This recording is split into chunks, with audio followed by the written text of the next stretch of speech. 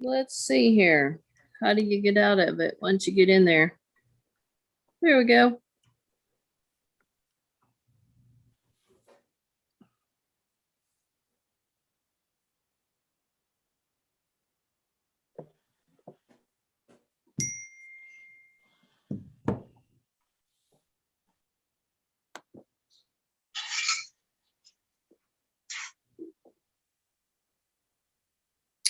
That is so weird.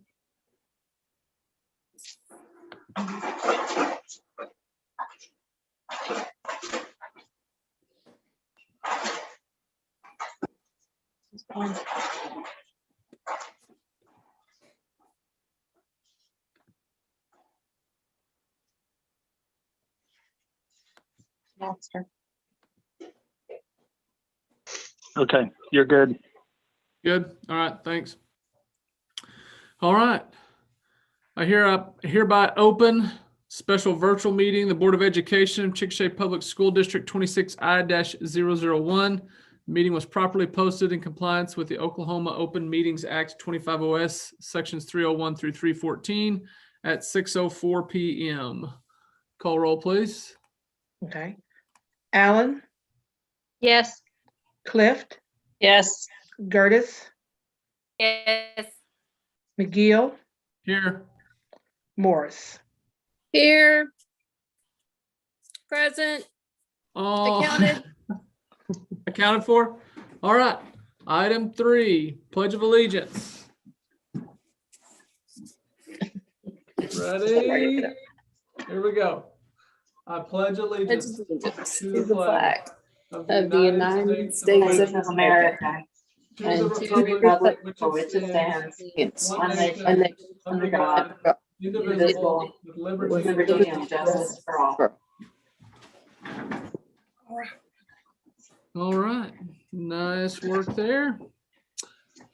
Okay. Item 4, staff reports. We got college readiness and dropout report. Miss Rhonda. Okay. Let me get it up here. Come on, it just did it. Okay. All right. College readiness. Let me see if I'm on the first screen. Of course not. And the dropout report. Can you hear me? Mhm.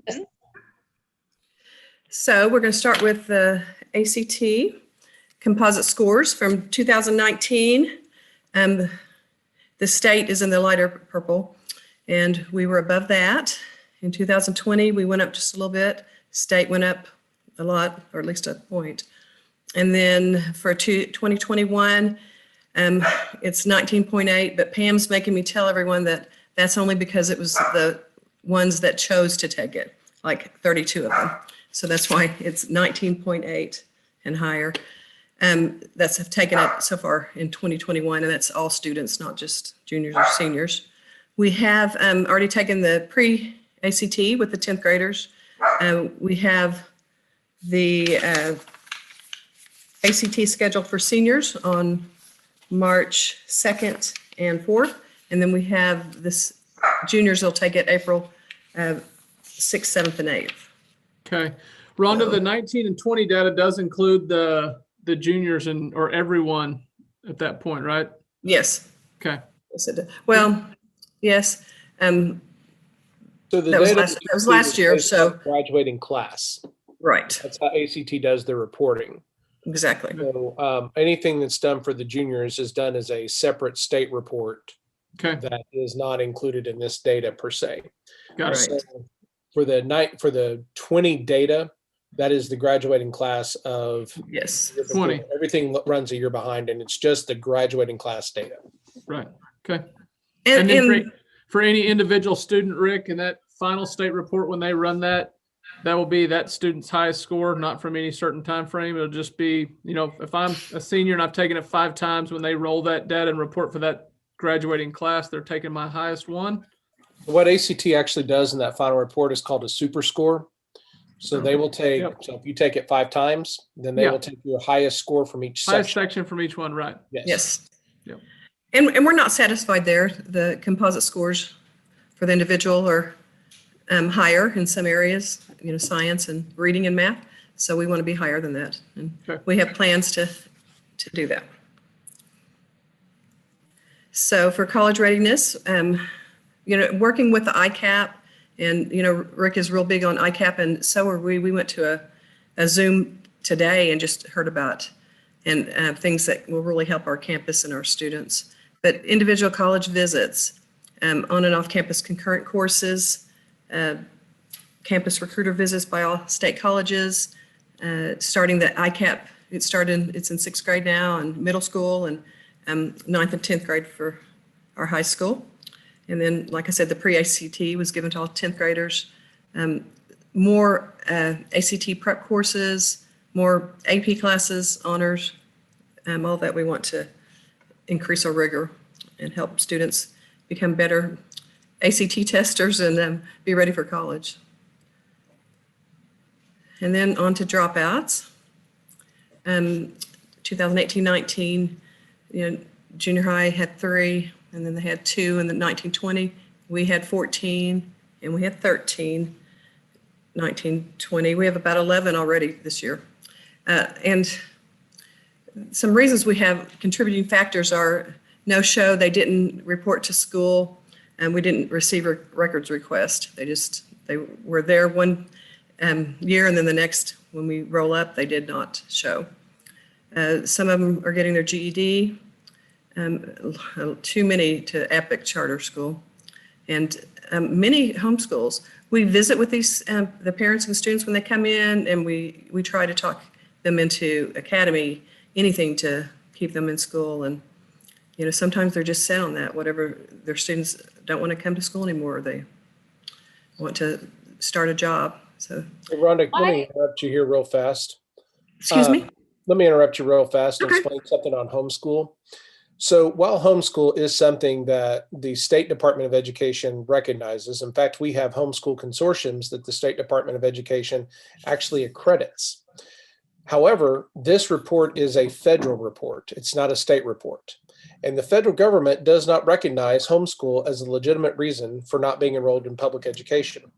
Yes. So anytime a student leaves any public school across our nation, they are considered a dropout. And that's something a lot of people don't understand when they see that, because it is a parental choice. But for us, any school in Oklahoma, any school in the nation, if I were to take, when we were raising our boys, they were in school, if we were to pull them out and put them in homeschool, they would have been listed as dropouts for this report. And Yes. so I just want to explain that. That's why that's on there. That was my question. It's confusing. And there's a lot of people in Oklahoma that do not agree with that, but unfortunately, it's a federal report and we have to go by their guidelines for it. So I just want to explain that real fast. Thank you. Thanks. Students that return to their country of origin without being properly withdrawn. Some of these are foreign exchange students. They were maybe coded wrong in the system, and they've given us a hit.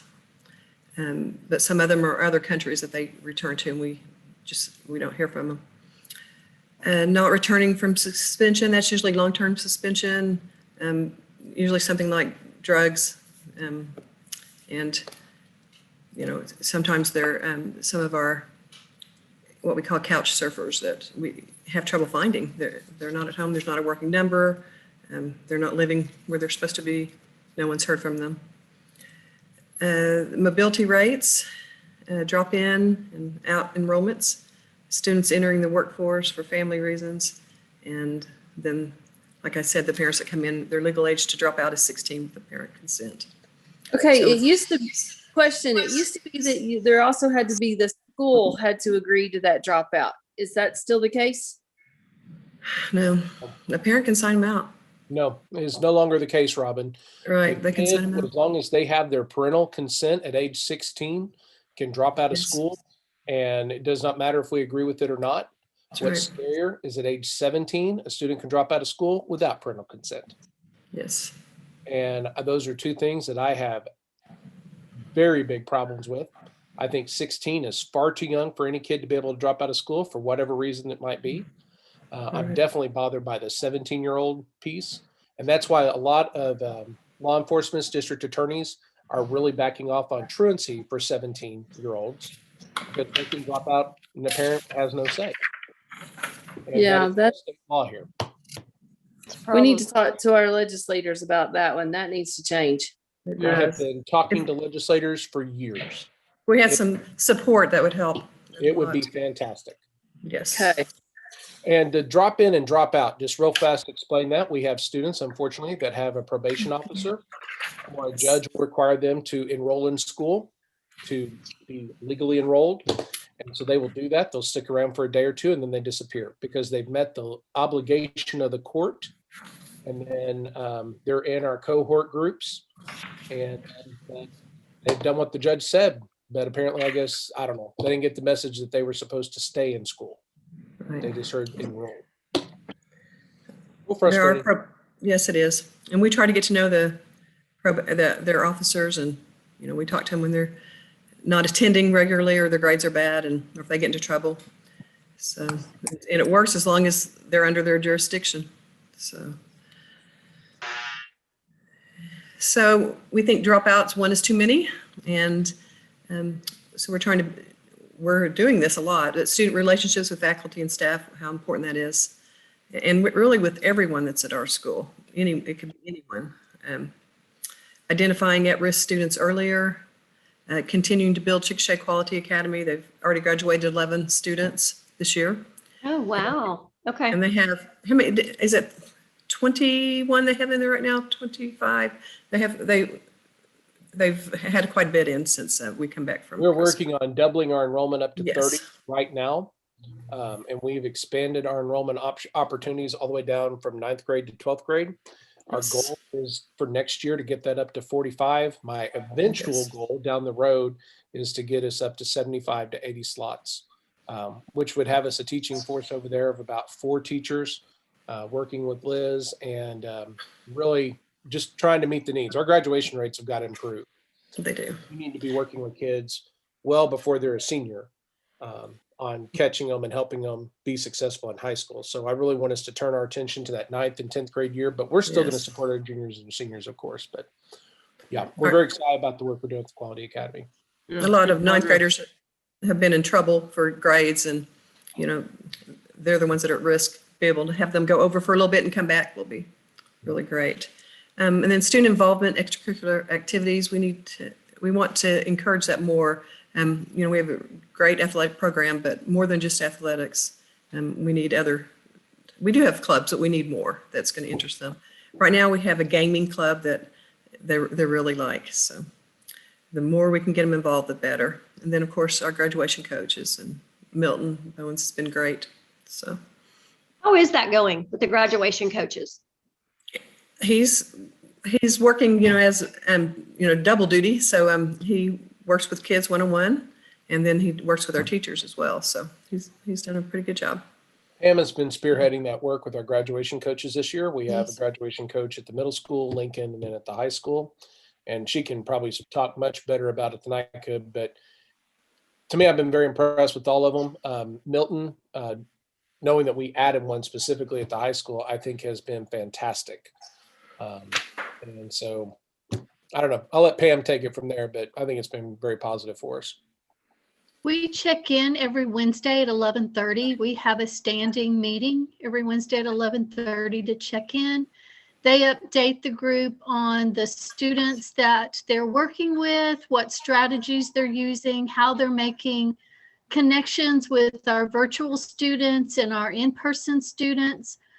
They've worked with principals to identify at-risk students at each site that they're partnering with. It looks a little bit different at each site as to how they're serving students, but for our first year, I'm very excited with what they're doing. We still have room to grow, and we're trying to work out a specific, here's graduation plans, here's our strategies, here's some techniques, and to put that together in a policy for the district and talk about how to inform parents and our students more. So it's a work in progress, but for our first year out, I'm very excited about it. Good. Thank you. That's great. I'm excited that we're going to grow the academy. The academy, of course, is where I started in administration and have a very, very, very special place for that. And I would love, to see the academy grow back to having a core teacher in every subject. And I mean, we ran 100 kids once upon a time and had intake meetings. And I would love to see us bring the academy back. A traditional high school just isn't for everyone. It just isn't. And we need to have alternate ways to get a diploma. So I applaud you for bringing the academy back to life. And if I can help, let me know.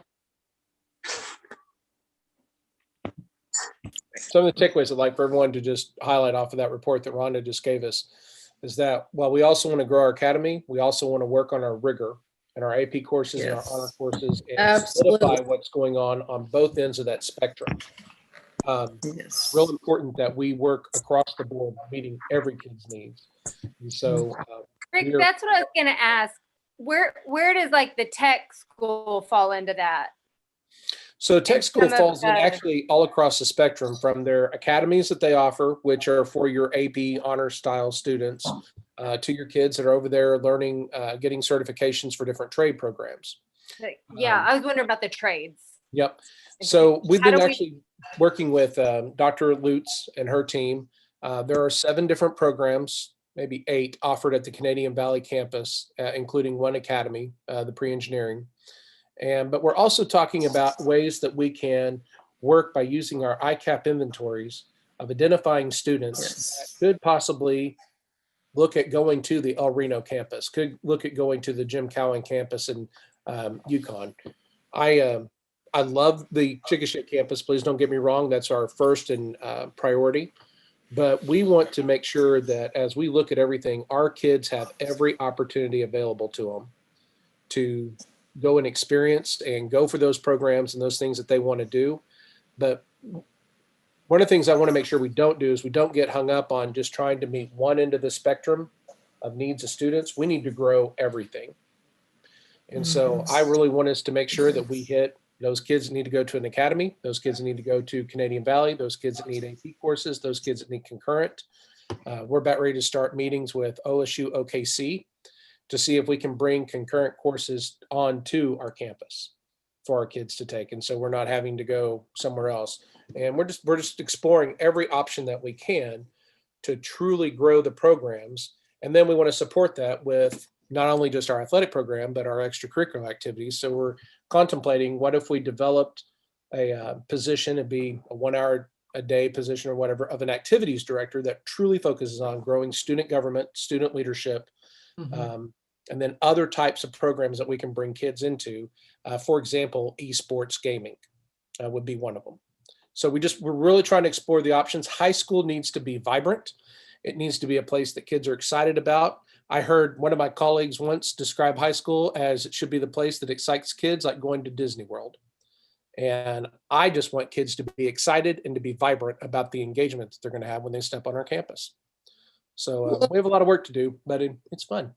We do. And I also want to throw in there, we also need to work on the rigor and the alignment of our high school classes. So we actually need to do that district wide. Yes. Amen. Yes. That's not just a CHS thing. That's all the way across the board. From academy to advanced placement to the VOTEC to our own instruction. Yes. It A to Z. Yes.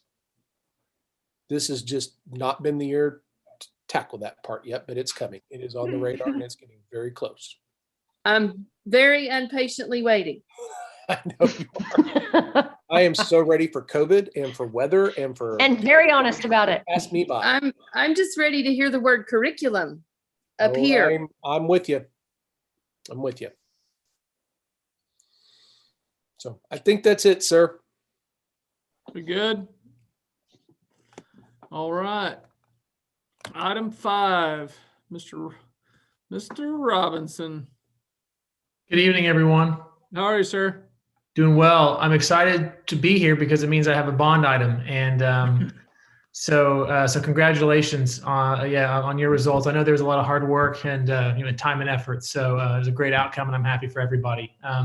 This is the next step in the process of getting you your money, and so you can get started on your projects. And so the agenda item tonight is to effectively call for the sale of the bond. So Oklahoma law, we have to have a competitive sale, and so you as a board have to first authorize that sale. So the resolution that you have in your packets tonight calls for the bond sale to occur on March 8th. So the bids are due by 10:30 that morning. I will present them to you that evening at your meeting. And this is just your procedural action item to start the process here. The bonds will pay in years 2 through 6 in the amount of $540,000. We can't pay principal in year 1 in Oklahoma just because of the timing of the ad valorem receipts and how they get sent out to everybody who has a claim on them. And so we start in year 2, and so our plan is to pay down starting in year 2 as soon as we can, and to get the bonds on and off the tax rolls as fast as we can and be as efficient as we can, with your patrons. And so that's our plan. So just to recap, the bids are due at 10:30 on March 8th. We will present them for your consideration that night at 6 o'clock. 2,000,007. So all the bonds are being issued. The 2,295,000 from the first question, as well as the 405,000 from the second one. So we're going to do all the bonds, all the projects are being funded, in this bond issue. So that's our plan. Each time you've issued your bonds, you've done this. This is just your action item to call the sale. And so my job is to, after this, if you approve it, is to get as much interest in the bond sale as I can to have the most competition for the bonds, which will help us to get the best rate that we can. So between now and March 8th, I will work on that on your behalf, and hopefully have some good news for you guys on March 8th. Quick question. It says in here several times that we were certified with our election results on the 12th. That's Yes, a Friday. That is I correct. confirm that. Yes, ma'am. Absolutely. So I sent them an email yesterday, I think, just say, hey, you guys met, right? And they absolutely did. And I was going to bring that up. So thank you for saying that. Yes. Okay. Yes. Just wanted to make sure because it's in here multiple times. Absolutely. And I wanted to also. So I'm happy to say that they met, and I have that on record. Yes, ma'am. Thank you. Yeah, great question. Okay, thank you, Zach. So we need a motion in all 3 of those items being called out in it. Zach, is that Just one correct? motion will do it. Yeah, one motion So with 1, moved. 2, and 3 all being hit in that motion. I so move that we approve the, I'm trying to go backwards here. Authorization for the sale of the bonds with bids due at 10:30 a.m. on March 8th for a total of $2.7 million. And we authorizing the clerk to give notice of the said sale as required by law. Second, Rochelle, Cliff. did you call that? You made it, Robin. I helped you get the wording straight. We can have them read it back. I'm just checking to see if Rochelle got it all. Already, I've got it. Okay. Got it. So moved. Second, Cliff. Go ahead and read it back, Rochelle. Let's make sure we got what we need. Zach can listen in, make sure we got it right. That the bond is due by March 8th by 10:30 a.m. and that we're fixing the time and the place of the bond to be sold, fixing the amount of the bond and to mature of each year, and authorizing the clerk to give notification and said sale as required by law. Is that what you wanted to say? Yeah, the meeting that night, the sale, the bids will be in by 10:30, Zach, but the sale will be at that meeting that night, right? Yeah, that's when we'll actually have the award of the bonds. So they're going to be, that's exactly right. As far as just the timing, and we have to have them, in advance of the meeting. And so we'll get them in by that morning. It's actually right at 10:30. Everyone it's an online platform. It's kind of fun to watch. I think it's fun. I don't know if you think it's fun. I think it's kind of fun. I don't know what that says about me and my social life, but we'll get the bids that morning, and then I'll have a summary that I'll send out. And then the action item that night is to actually to receive and consider and make the formal award of the bond Yeah. sale. Okay, so we may just need to add that then, Rochelle, that they'll be Basically, awarded. it's just item number 5 worded on the agenda. Yeah, The 1, 2, and 3. So the motion including fixing the time and place of the bonds, fixing the amount of bonds to mature, and authorizing the clerk to give notice of sale as required by law. Yep. I finally got back to my agenda and found it. yeah. So Perfect. the only thing we would have to add to that, the way it's stated, is that the bids are due by 10:30 on March 8th, and that the time and place of that meeting that they'll be sold at is whatever time it is that evening in March 8th that we're meeting. Okay, that's number Zach, 1. Zach, you have to make sure the wording is there that allows us to vote on it.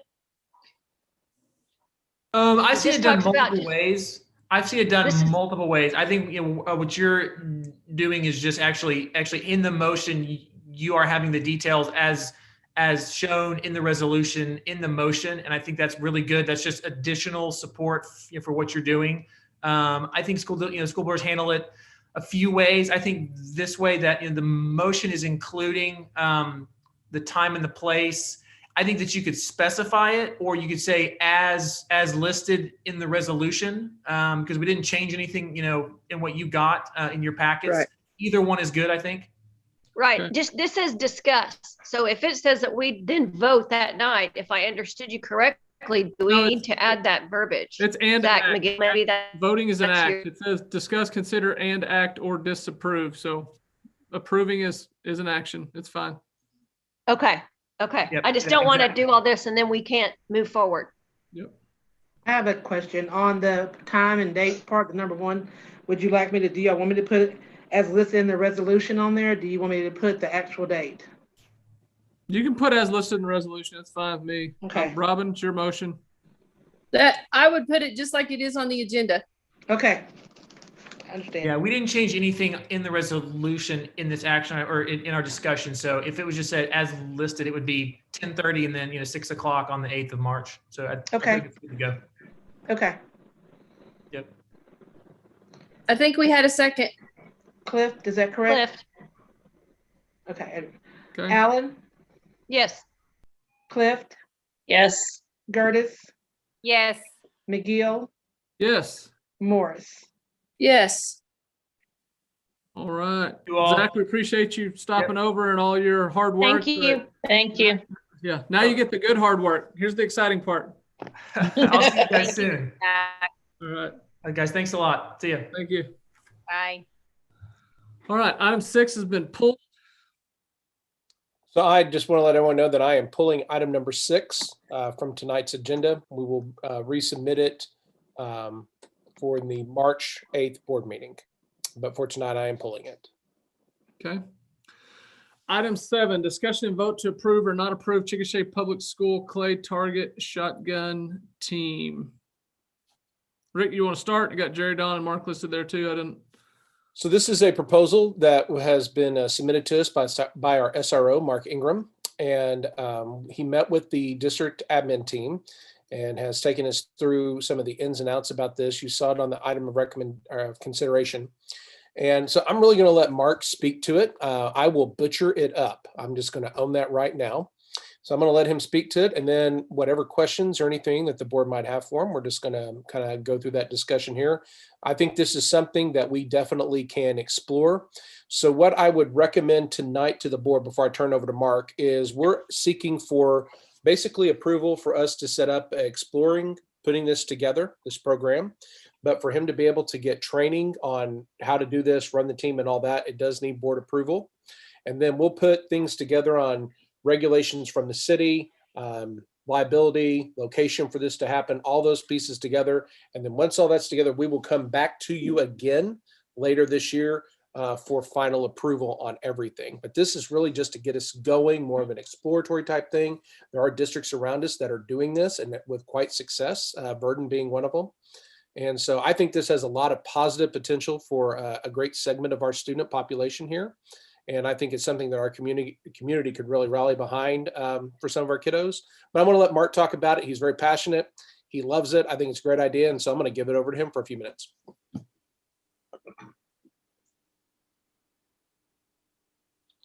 I know he's on here. Promise. Is he I muted? see him. Is he not? No, muted. There he goes. Oops. Gone. It's up around. There he is. We're not hearing it. Mark, can you unmute? He's not muted. Not muted. Maybe it's via You may have- volume or something. You may have He's to unmuted and change. it's still not picking him up. You may have to change his microphone. There's Mhm. two different settings there.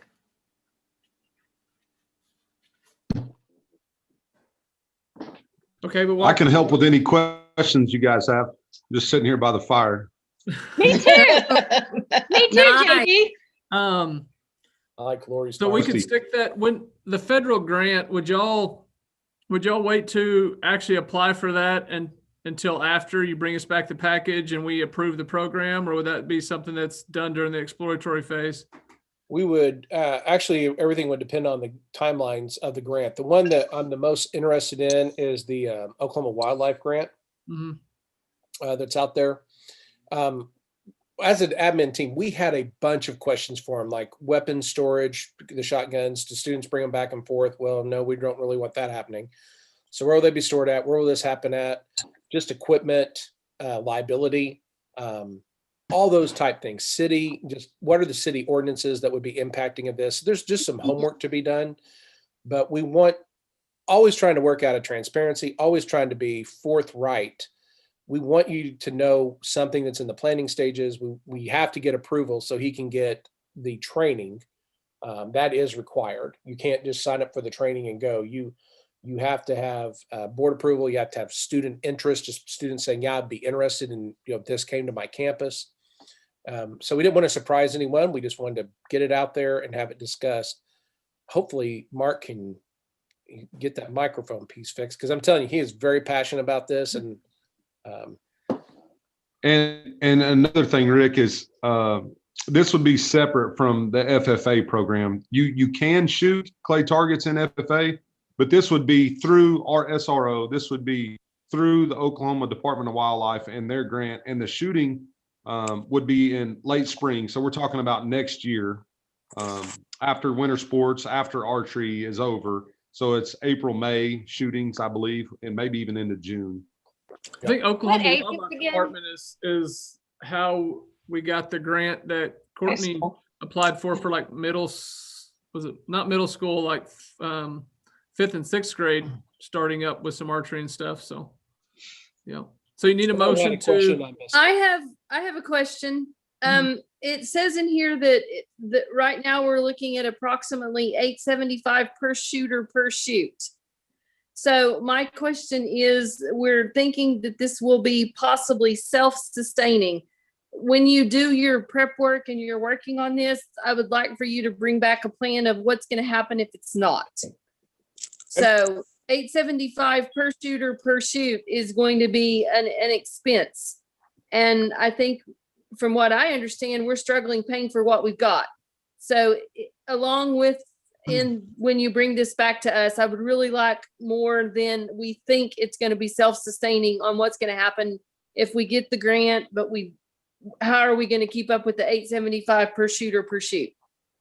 Right. So that was discussed as well. And Mark came to the conclusion it would cost about $8,000 to $10,000 a year. Obviously, depending on how many kids you had, but if we had 15 or 20 kids, we're talking about $8,000 to $10,000 a year. And we think that we could raise those funds with the interest of our community and people that really take an interest in not only clay shooting, but some of that would translate, like archery kids would tend to be interested in the clay shooting. So we think that we could do multiple fundraisers and be able to fund that. I understand what you're saying, like how are we going to fund it if we can't? Right. The grant would take care of a large portion of that, come with a safe, guns, ammo, all kind of different things. So that's what we're coming to you guys about, just asking, do you think it would be okay to explore this for next year? Hey, Jerry Don, I have a question. Mark, are ma'am. you there yet? No, it showed that he left the meeting. Okay. He's Well, I left. see him, but he still can't talk. So in working with some of these teams that I've done in the past, in your prep work, will you guys just explore other programs? For instance, I know there's the wildlife that was mentioned, but there's also the NRA. It gets us some exposure in a very good way, but also can, work on that maintaining of it, because that's the estimated amount, but I will tell you, it goes beyond that, especially in training a new team, because you go through those targets like crazy. Oh, sure. Yeah. Yeah. But in your prep work, they want to know like your mission statement. They want to know a lot of that stuff. So you guys could really accelerate the wheel by having this stuff done in your prep work. Sure. The main reason for exploring it is there's so many of these kids that I think would be engaged in this program, and it could be a really good deal for Chickasha. Like 100%. I said, there's going to be a lot of crossover. There's going to be a lot of crossover between archery. I agree. Totally supportive. I think this is awesome. Just concerned about the fact that we already have archery trying to fund their own program, and now these guys are going to be needing to fund their own program. We just don't want to take away from one program to fund another. To feed another. Making sure that we have enough resources to fund them both if we're going to start it, and we don't wind up hurting archery over clay shooting. That was one of the things we spoke about with Mark and team. We do not want our archery program to take a step back because of this program. I think someone asked about age group. I'm not sure who. Yeah. Kara did. That was my question. Yeah. This would be a high school program only. As far as the exact ages, that's something I want to learn a little bit more, but it is a high school program only. Okay. Because archery starts in like. It goes beyond that because of other regulations. We're only going to start at the high school, and then if it allows us to expand, we'll talk about that later. But right now, it's high school only for us. Okay. That's probably good. This is a question for Rick. When you did your team meeting and some of those questions that arose, would you highlight the part of the conversation that talked about the space that has to be specifically designated for this, so everyone understands kind of the intention of this designated space for shooting? So one of the questions or one of the ideas that was out there was using part of the space that our FFA program's on. However, in talking to the Schmitz, that's not really a viable option. They sell hay out of there to other farmers and everything, and just don't want shotgun shells in it.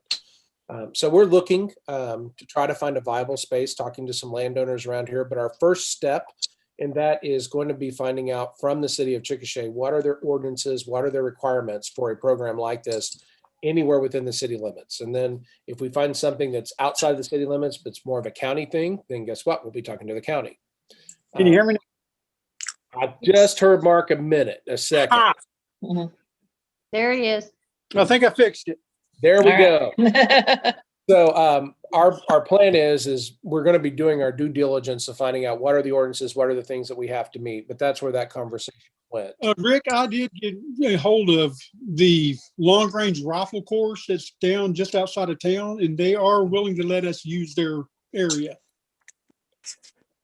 Perfect. It's in Ninnekah. Fully outside the city limits. Okay. So, and we'll just, when we bring everything back to you, we'll have everything kind of laid out for you. Awesome. Hopefully we'll be able to answer most of your questions. And then if you have additional questions, we'll make sure that we have our homework done prior to that. So we're authorizing that we can step forward in the pre-organization process. There you go. Yep. Awesome. Okay. What we're after. Great idea.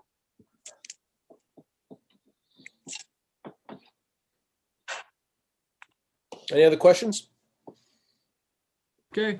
I'll talk about programs for kids all night long, probably longer than anybody wants to. A long time. No, we're excited that Mark's excited. Sorry he didn't get to talk more, but I think everybody in general seems to be really, really for it. There's already multiple questions been asked and some been answered, but we know the purpose now is to do the discovery and kind of pre-organization, as Lori termed it. So I'd make a motion to approve the discovery and pre-organization work in the formulation of informing a Chickasha clay shooting team. I second. Who's second? Who was the second? Alan, second. Before we vote, any other questions, Kara? I couldn't tell if you were trying to second or you're trying to ask a question. I did. It was a second, but it's fine. Oh, she can have it. It's okay. We'll have other motions. It's fine. Yeah. Go ahead and call roll, Rochelle. Alan, Yes. Clift, Yes. Gertis, Yes. McGill, Yes. Morris. Yes. Okay. And thank you to Mark for Yes, absolutely. I going, love that. going for this. This is awesome. Thank y'all. Yes. Thanks, Mark. And we'll thank Jared on too, I guess, but mostly Mark. All team. Yes. Mark, more Mark.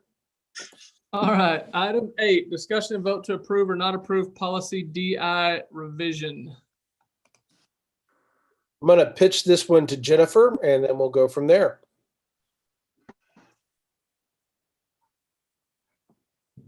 There she is. Yep, I'm here.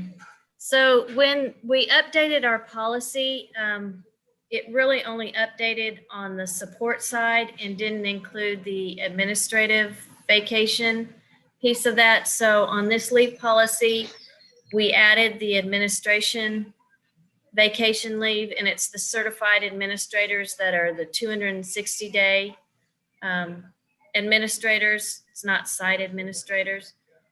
The other thing was it had 260 days. And if you remember last year on the support, the 12-month support, we reduced their contract down to 253 days. And we did that in lieu of a raise, like we gave our teachers a $1,700 raise.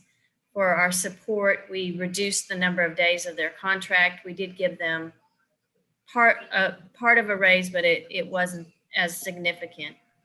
So the other change was changing the definition of a 12-month employee to at least 253 days so that we weren't excluding those.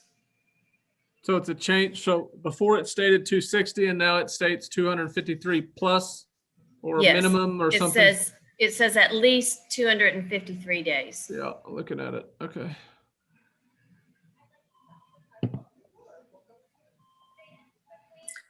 Well, it helped when you sent me the calendars and to realize that I didn't realize there was a support 253 day and an administrative 260, but it does look like you've got calendars set for both and the people know how many days they're working.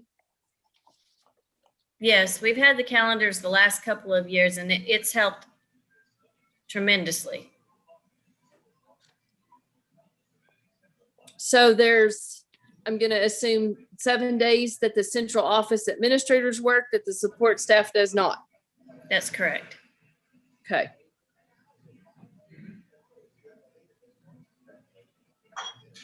I make a motion to approve. Second, Clift. Okay. Any questions before we move to vote? Kara made a face that said no. Lori did too. Christy hadn't looked up, so I'll take it as we're good. All right. Okay. Rochelle, call roll, please. Alan, Yes. Clift, Yes. Gertis, Sorry. Gar- Yes. Sorry. McGill, Yes. Morris. Yes. All right. Item 9, discussion and vote to approve or not approve revision to step raises to site administration. Jennifer? Okay, this is one where when we added the step raises for our support and our certified, we actually added an additional step on there. So it was, I think, for certified 35, it went down to 35 years and we added it. We just kind of like pushed that, the pay scale up. So it was now 36 steps. That ensures that everybody gets a step raise.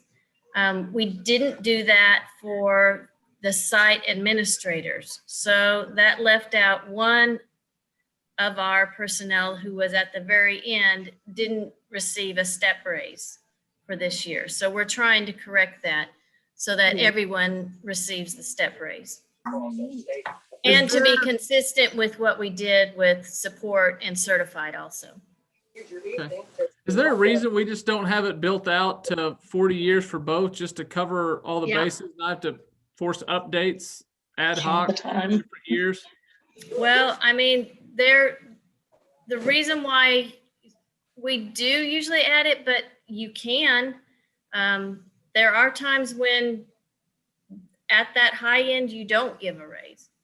Okay, so what would it make more sense then, long term? I mean, this is fine. I think for me anyway, I can't speak for everyone. I think this is fine for now. Take care of the one staff member that basically got left out. But then we may want to consider in the future looking at other large districts, how they do it. You may want to go to ranges. Once you get to 25 years, it goes to a range or something every few years or 5 years. Something that would make more sense if this one doesn't. But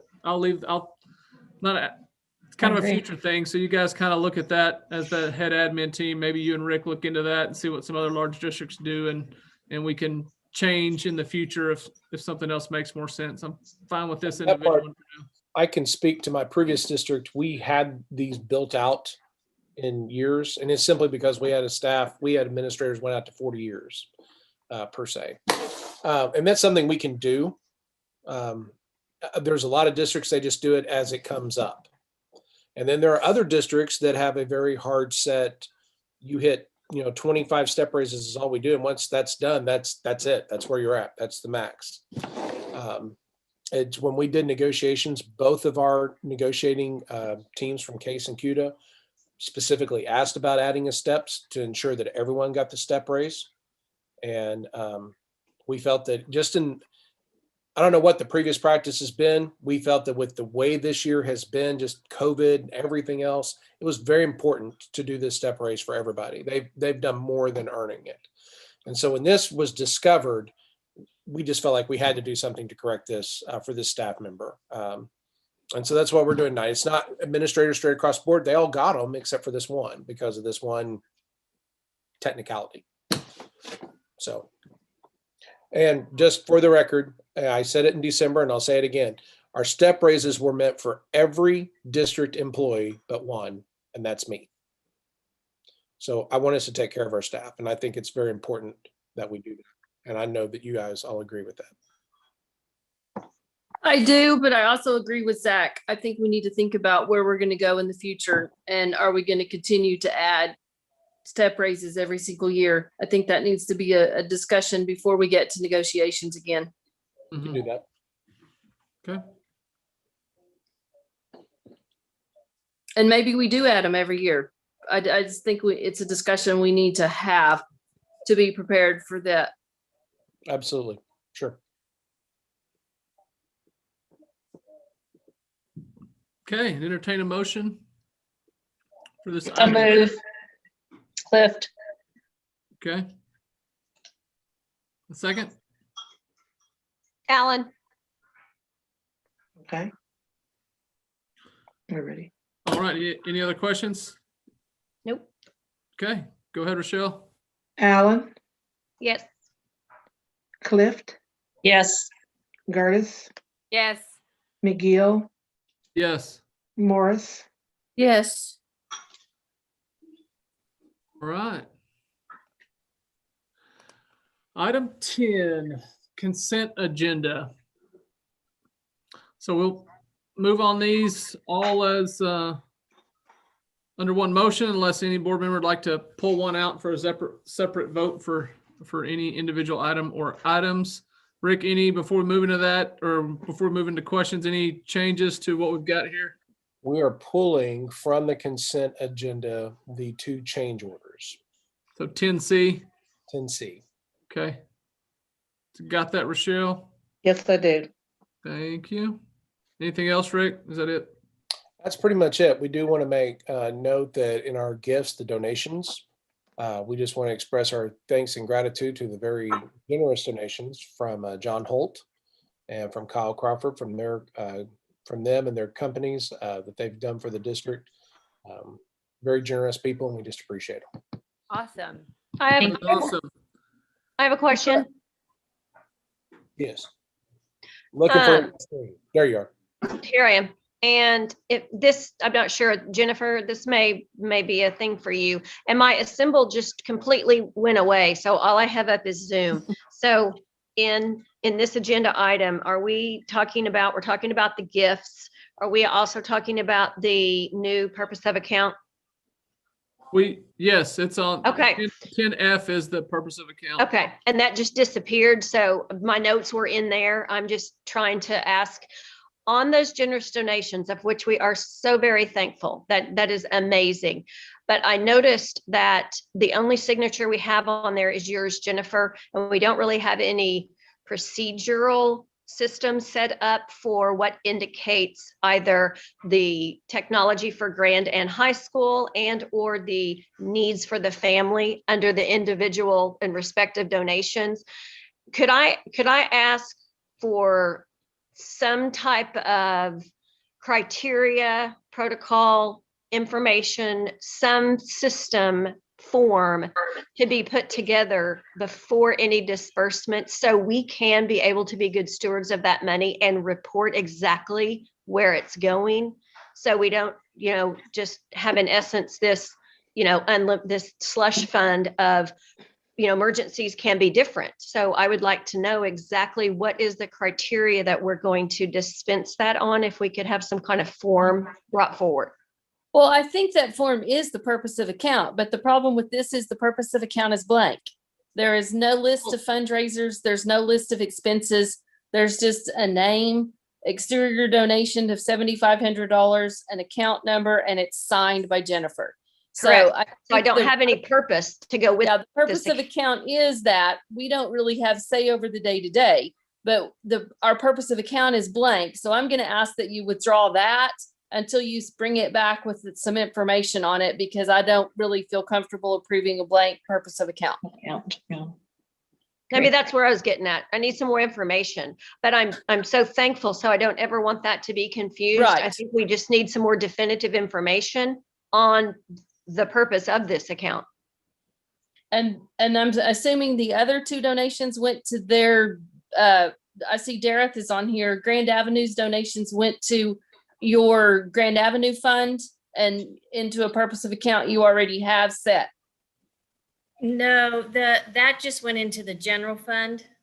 So it didn't go into an activity fund. The other donation, the exterior solutions donation, the intent was they wanted to help some of our families out within the district. Right. And so to legally do that, we have to have you approve that, and then we have to have an activity account to put that money in order to do that. So okay, then you misunderstood me, because that's the activity fund. The purpose of account you're setting up is for the exterior solutions money. The other two John Holt monies, I'm assuming, went into their building accounts.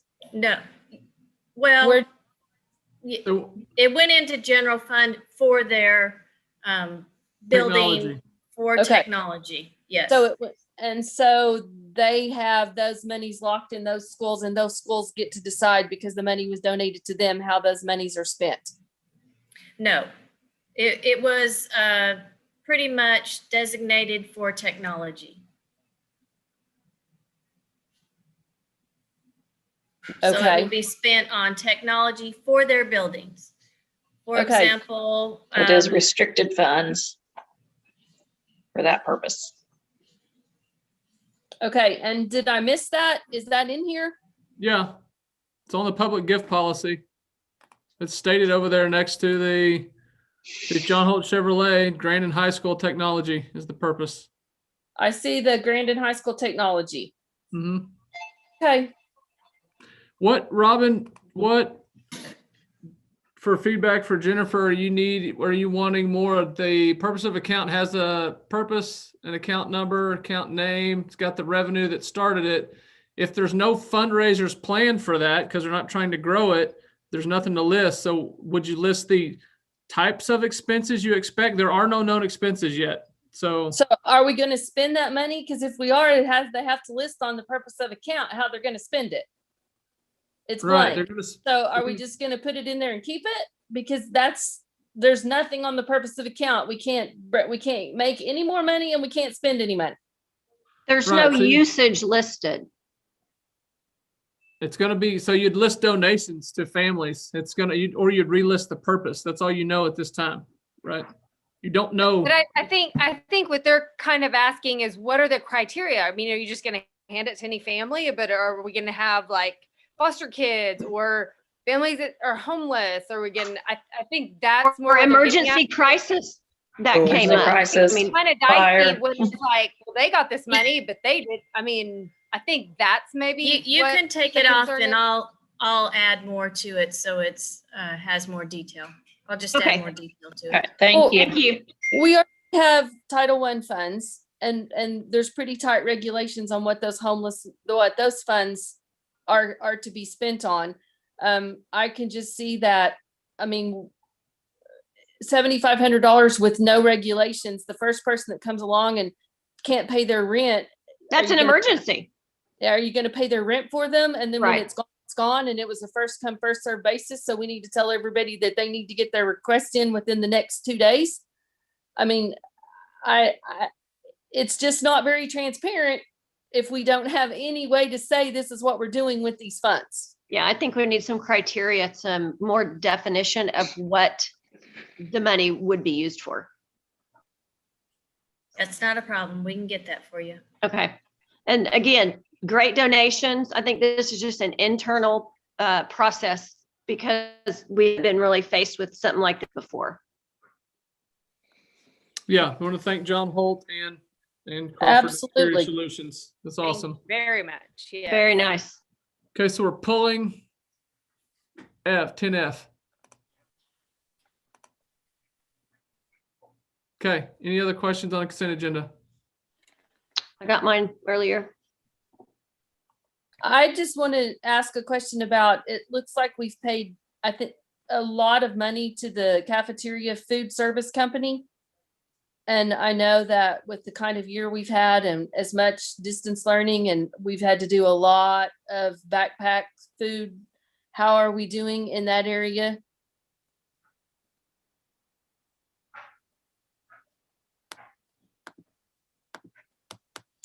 So in that area, I will tell you that in child nutrition, it has not been a positive year as far as the books go, simply because you plan for serving this amount and you serve this amount. Right. Down all across the nation, they've recently come out with a program to help subsidize schools for losses in child nutrition this year, and that's something that we're looking into applying for. We've been talking to Trey and about ordering inventories, even reorganizing just to be able to bring those expenses down. It just has not been a good year in child nutrition at all in regards to money. But we're feeding a lot of kids with the We are. We're feeding a backpack lot of program. kids. We are And- feeding a lot of kids, and I know it's got to be a struggle, and I see the bills that we're paying for the food that we're buying. So that's why I question it, and if we need to do something to help raise funds so that we can continue to send those backpacks home. Yeah, Yeah. been a year. It has been. Oh, Yeah. been a year. And it's February. Yeah, Jennifer, do we expect some of the ad valorem and everything start kicking in? I know it's this time of year that stuff should start rolling in better than it has so far. It's off pace from some past years a little bit, so it looks like. I think we've gotten our ad valorem. What we're behind on is the our tags, not the gross protection, but where we get the tags for the license plates and stuff. That tax is behind a little bit, and our county 4 mill is behind a little Yeah, bit. I saw that one. Those two. But as far as our actual ad valorem, that looks pretty good.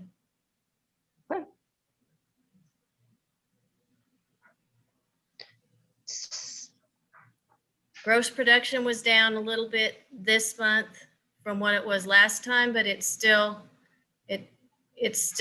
maintaining from what we've budgeted. So we're looking good. We're looking good there. I'm just glad our doors are open. Question? Yes. Yeah. I have a question and I just didn't get a chance to call today. Hey, Jennifer, how are you feeling on our claiming of our federal program money? We have claimed pretty much through December, and we've sent another round in. We did have to do some budget adjustments like to our Title I. And so they're still just really slow on approving. Okay, but they've been filed and. But they've been filed, yes. We've got the next round and we'll continue to go forward with those. Okay, thank you. Okay. Any other questions?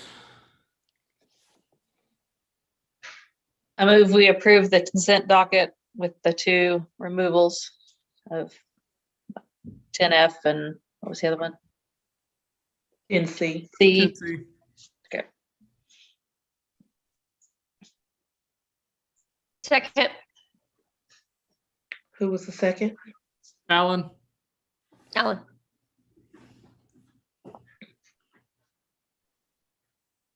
Whenever you're ready, Rochelle. Okay. Alan, Yes. Clift, Yes. Gertis, Yes. McGill, Yes. Morris. Yes. All right. Item 11. Proposed executive session to discuss employment, hiring, appointment, promotion, demotion, disciplining, and resignation of individual salaried public officers or employees listed on Exhibit A under the Executive Session Authority, Oklahoma State Statute 25307B1. Item 12 would be a motion and vote to convene or not convene into executive session. So because of how the agenda was posted under the new Open Virtual Meeting Act, we will not be able to entertain the idea of going into an executive session tonight. In the posting of a meeting that's virtually, if there's to be an executive session, you have to list everybody individually that would be attending that executive session, and you'll notice that is not on this agenda. So because of that, we will unfortunately not be able to entertain going into executive session. If you would like to have an executive session for the matters that you see here or any other items, we can certainly talk about having an executive session under new business.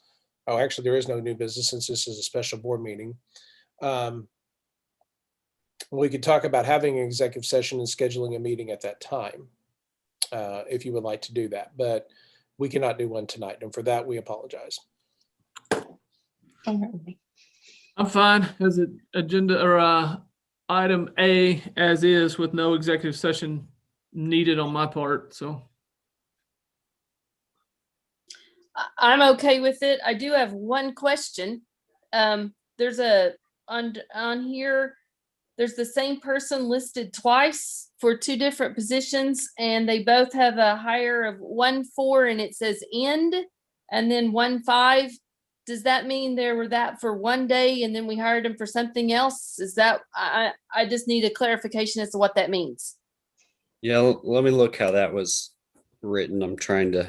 it's right at the top, Seth, Kayla Dyer, Bill Wallace. So it looks like Yeah, so she was approved in December. We tried to snag her after she had graduated as a permanent sub until she finished. She had finished, I believe it was general ed certification. And so we wanted to scoop her up as a permanent sub in a special ed classroom until we could find a suitable candidate. And then she ended up passing the special ed test. So we ended that permanent sub that we hired her as, and then we initiated the hiring of her as a actual full-time teacher once that certification was completed. Okay. So Does that make sense? It does. So it shows that she was a permanent sub one day and then she was rehired as a special ed teacher. But would we, with the end under the hire, would we not need to do that as a Yeah, it probably should be under the resignations. And I would have to look back. We did this exhibit A while ago for her, that part of her. I can't remember if she even worked a day.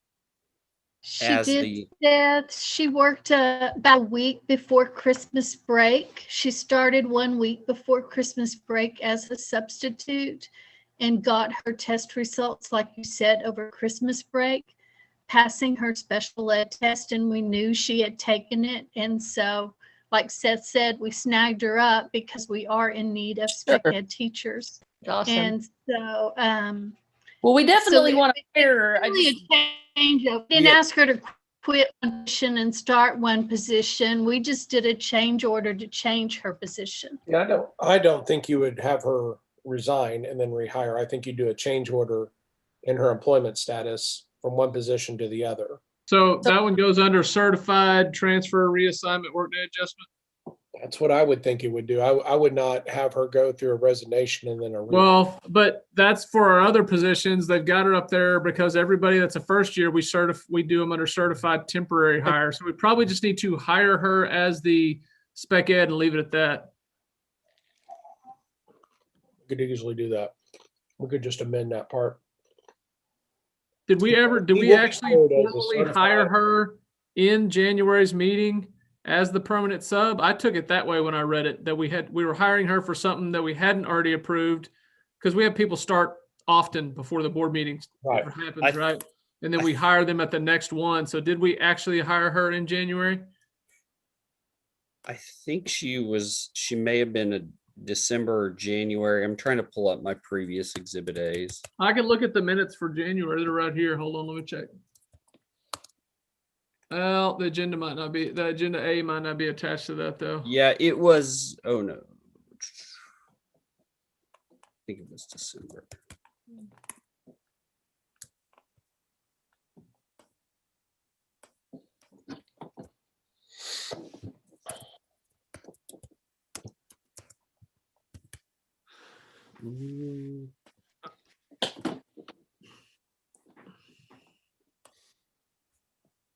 Sorry, I'm gonna have to log into Drive because Abby's actually the owner of that document.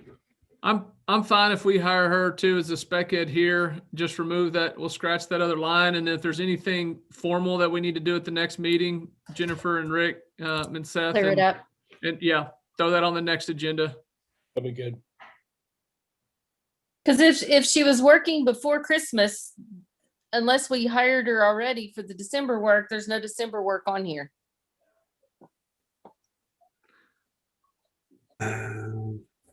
Yeah. So I think we may have.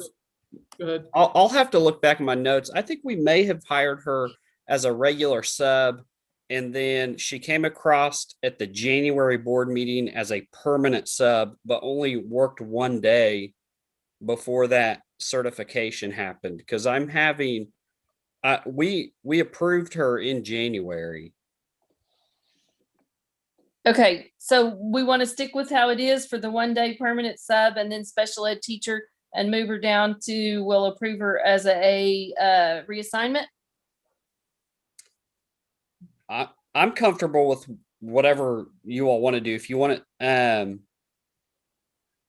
reassignment, but temporary, if you want to do it that way. No, the reassignment section, I don't know if it covers our certified temporary hires, Robin. That's why we split them out a year ago and put them up there separately, so it wouldn't get, they used to be just called temporary hires, and then we didn't want to get confused that we weren't actually hiring them, and we said we want to start everybody that's certified on a 1-year contract for their first year in the districts. I'm fine leaving it where it's at, and then letting them check the formalities and clean it up if they need to. All right. Okay. Everybody okay with that? Yes. Okay, so y'all check into it some more, and Jennifer and Seth and Rick, and if we need to clean something up on the formal side, bring it to us at the next meeting.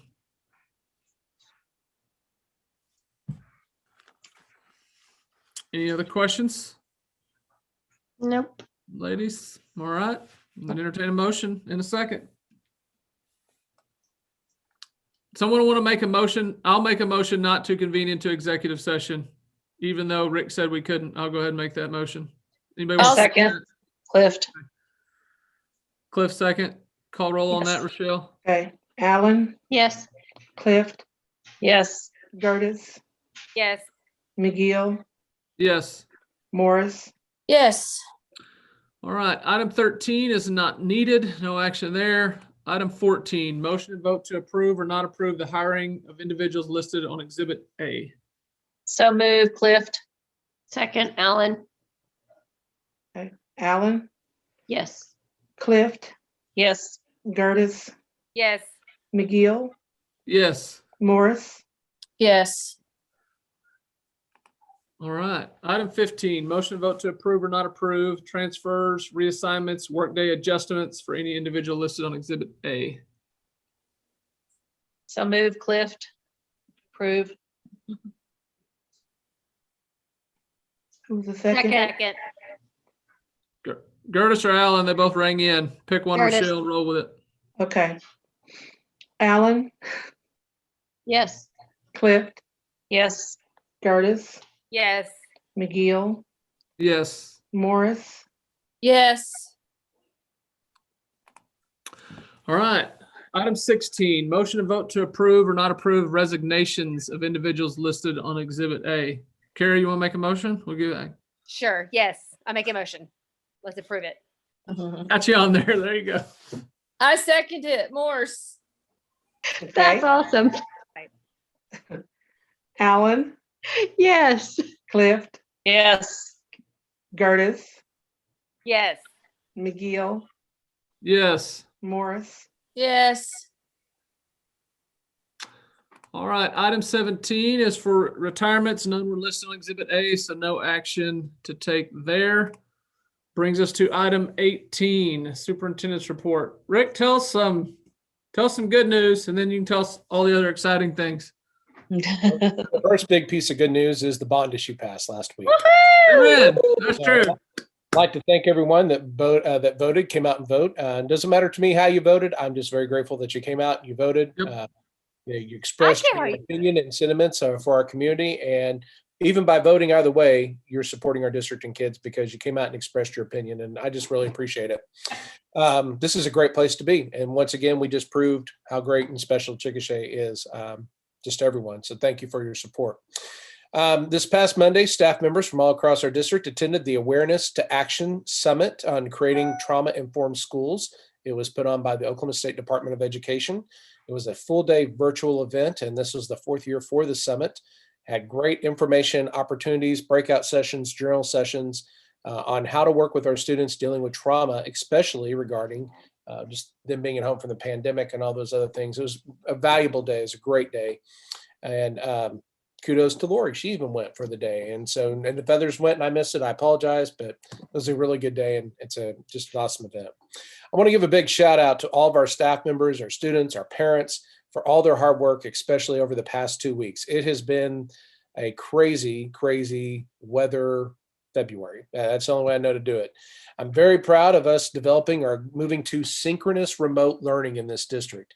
It's something we have been challenging our teachers, our staff members on. It was one of the main driving reasons for us to have school last Thursday. Even when it was a little iffy, we brought them in. We were able to get devices out to kids, hotspots, Chromebooks. We were able to get food out to kids to make sure they had supplies to help them get through what's been going on this week. And so just kudos to all of them. It's a lot of hard work. I also want to give a big shout out to our operations team. Dan Turner leads a great team. Mark Crowder, Jeff. I mean, the list just goes on and on with them. But Mark goes out and he has been in our buildings every day that we've been out. And he's been checking to see how things have been going. Unfortunately, right now we're dealing with some water line breaks in 3 different of our facilities, but they're on top of it. They're working with them. And our goal is to be, hopefully, fingers crossed, back in session on Monday. We will continue monitoring everything over the weekend. But right now we are in remote learning status for tomorrow, just simply because of where the roads are, the below 0 wind chills in the morning, and the water line breaks we have going on. End of season athletic events have been rescheduled. And so I just want to make some people aware of those things. Wrestling regionals are now Saturday and Monday of this weekend.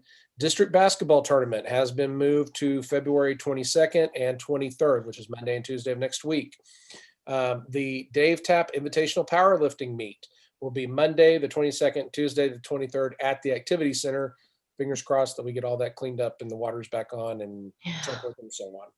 So I hope everyone has a great weekend. As we thaw out, I'm hoping that we have no more water line issues. They just love to be like those little surprise gifts that you get every now and then. And we'll continue working with them. But stay safe and be warm. So I guess that means that we've got people in the buildings every day between now and Monday, so we don't show up Monday with lots of water leaks. Oh yeah. Oh yeah. Oh yeah. Dan has got his guys all over it, and they've been working some long days and long hours while everybody else is. People have been going to work, but while we've been having snow days and everything else, there have been people in the buildings every day, and they will continue to do so. I've met with them all this morning over at the Activity Center. They want us to have school. They're doing everything they can to make sure we have school, but we all have our fingers crossed right now that the thaw goes well. The storm that keeps giving. Oh, it's just the year that keeps giving. For you, it has been. But it's been a good I want to one. say thank you to all the ones that are out in the cold and walking through the buildings and cleaning up water when it's frozen outside, it's melting inside, and everything you're going through. Thank you for doing all of that. Yep. Yes. Thank Dan and Mark and the rest of his team. Appreciate you guys.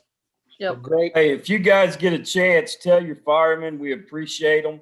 Yes. Those guys really went to work for us the other night when we had a sprinkler break, and they were in the ag rooms. There's about 9 of them sweeping water out. They just grabbed the brooms and went to working. So if you see some of your firemen, tell them thank you. We appreciate their help the other night. Thank you, Chickasha firefighters. Another example of how great this community is. Just example after example. But anyway, that's where we're at. Fingers crossed on the big thaw. All right. Yep. No more big leaks. No more. No more. No more leaks that get unfrozen, that thaw out and start. And since this is a public board meeting, I do want to say for the record that Jerry Don needs a new desk. And so I'm going to donate my desk out of my office for him because he needs a new. Absolutely not. That thing's a monstrosity. Evidently, Jerry Don doesn't need a desk that bad. Well, I'm sitting in the office here in like an inch of water. So the desk may be You have Maybe one really in your office right now? Yes, he does. That is. Will you You show need us? some waiters? Will you show us? Point the camera. I want to see. Don't drop it. Let's see. You Yeah. hear that? Oh my goodness. My goodness. Yeah, it's wet. Near as bad as it was My earlier. feet are Is that cold. carpet? Yeah. It was. It'd be not. Was. Different carpet It's in gonna the be gone future. now. We're gonna get Hey, brand new carpet. big my shout glass. out It's to gonna look sharp when we're done in there. Good. hey, big shout out to Zach Jerry Don, you McGill need for some pulling me out of waiters. a ditch this week. For what? What'd Zach do? He pulled me out of a ditch. Oh, Got a little Zach. He's such He a was guy. technically in a road, but it was way too deep for him to go anywhere. Hi, Arden. Arden. Hi, Arden. Oh, there she is. Let's get back to school. She'll tell you I'm not a good homeschool mom. The state doesn't recognize you, Kara. Oh, wait, they do, but the federal government doesn't. Federal. It does. Federal. All right. All right. Thanks, everybody. Team. Motion to adjourn. Yep. Second. Was that Gertis. Morse, Curtis. Okay. Alan, Yes. Clift, Yes. Gertis, Yes. McGill, Yes. Morris. Yes. Okay, guys. Thank You you, guys, thank you. everyone. Thanks, Bye. team. Good work. Have a good Slay. weekend. Happy